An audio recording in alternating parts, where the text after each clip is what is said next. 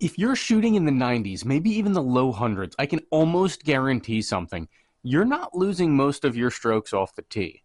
You're losing them on the green. But most golfers don't realize how many strokes putting is actually costing them.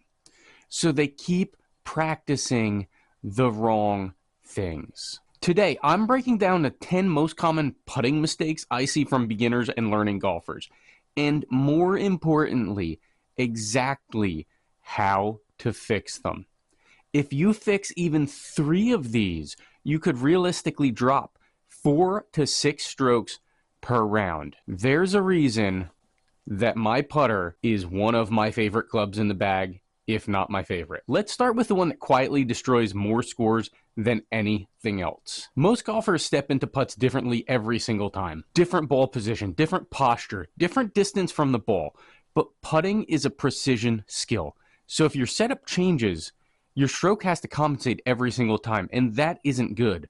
That's not what you need. And that's why distance control feels random. So what's the fix for this? The fix is your eyes need to be directly over or slightly inside the ball.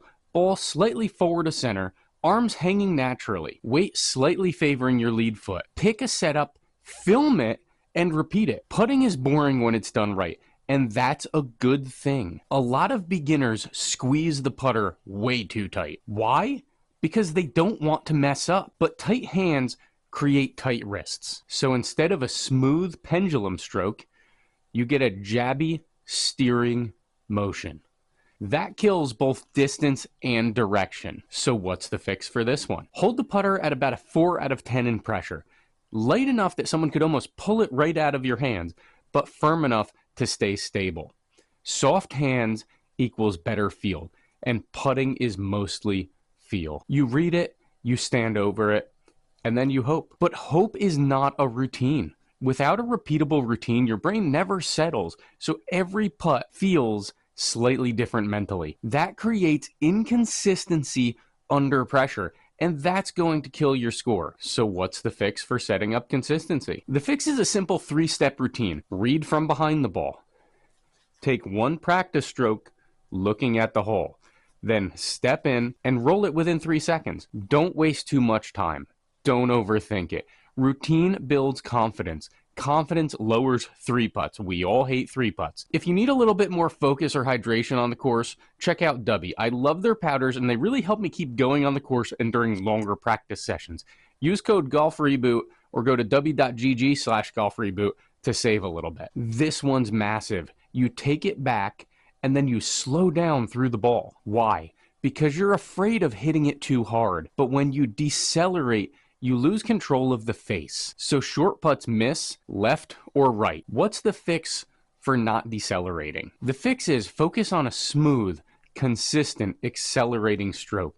No different than the rest of your clubs. Not faster, just uninterrupted. Think pendulum. Nice and smooth. The putter should swing past the ball naturally. Let the length of the backswing control the distance, not the hit. This is huge for my putter gapping technique I've used. We've talked about it before, and it's really changed the way I putt, but you need that consistency. If you want to set up your home sim so that you can get swings and putts no matter what the weather or time of day, check out playbetter.com/golfreboot. They have everything. That's actually where I got my Rapsodo MLM2 Pro, which has completely changed my game overall. Most golfers only practice 3 to 5 foot putts because they want to make putts, but most strokes are lost on lag putting. So you get good at short putts, but still 3 putt from 30 feet. How do you fix this problem? Seems pretty simple to me. The fix is spend 60% or at least half your time practicing putts from 20 to 40 feet. The goal isn't to make them. The goal is to stop them inside 3 feet. This alone is going to save you strokes because you'll be closer on your second putt. Beginners often underread break. They aim too straight. Why? Because aiming far outside the hole feels wrong. But if the green slopes, the ball is going to break. So aiming straight guarantees a miss. How do we fix understanding slopes and reading a green? What we do is, when reading putts, pick a start line, commit fully to it. Trust the slope, even if it feels like too much break. Commitment improves results. Doubt destroys them. You also need to read it for the speed you generally move the ball with. A faster ball breaks less. A slower ball is going to break more. If you want to work on your line, make sure you go to puttaim.com/golfreboot and get one of their laser putting trainers. I love mine and it's really helped my putting a ton. This one's subtle. Most golfers only focus on the ball or the hole, but great putters roll the ball over a specific start line. Without a start line focus, your brain guesses. We talked a lot about start line in our last video. So how do we fix it and make sure we're rolling the ball well? Pick a spot 6 to 12 inches in front of the ball. Roll it over that spot. A short target equals more accuracy. Distance is more important than direction. You can miss the line slightly, but if your speed's good, you'll still be close. Most golfers control distance with hit force, but better players control it with stroke length, aka putter gapping. So how do we fix the way we're hitting the ball? Backswing length equals distance. Same tempo every time. Longer stroke for longer putts, not a harder stroke. We don't want to be going harder for a longer putt. Lengthen your backswing and your follow through. You miss one. Now you're frustrated. But frustration changes tempo, so the next putt suffers. Putting is emotional control more than mechanics. How do we fix the emotions of putting? After every putt, made or missed, neutral response. Think next shot. Golf rewards emotional discipline. Another tactic you could go with is don't think, just drink. That's actually one of the slogans for Busted Golf. They're a great company that supports veterans and first responders, and their goal is to just have fun out on the course. You can check out their stuff at bustedgolf.com/golfreboot. This one might surprise you. Beginners try to make every putt, but from 25 plus feet, your goal isn't to make it. It's to guarantee a stress-free second putt. When you try to make everything, you blast it 6 feet past. Then you 3-putt. So how do we fix this one? You need to adopt a new mindset. Inside of 10 or 15 feet, confident roll.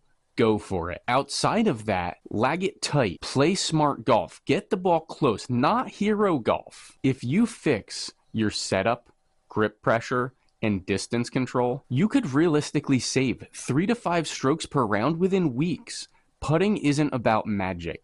It's about removing mistakes, and most beginners don't need a new putter. They need fewer bad habits. If this helped you, let me know down in the comments. Which mistake do you struggle with the most? Your score is hiding strokes on the green. Let's go back and get them. Something I've struggled with is hitting my line. I got the Putt Aim to help with that. If you need to work on your line, I made a video about that. The techniques in it really helped me. So go grab a Putt Aim and watch the video that's popping up in a second, and you'll be impressed with how much better you get. My goal is to post things that I wish I knew when I started golf in 2004, and to help 1,000 golfers in 2026 while I do it. And don't forget to subscribe so you see the rest of our videos and become part of the Golf Reboot family, so that together we can play better, have more fun, and love the game again. See you next time.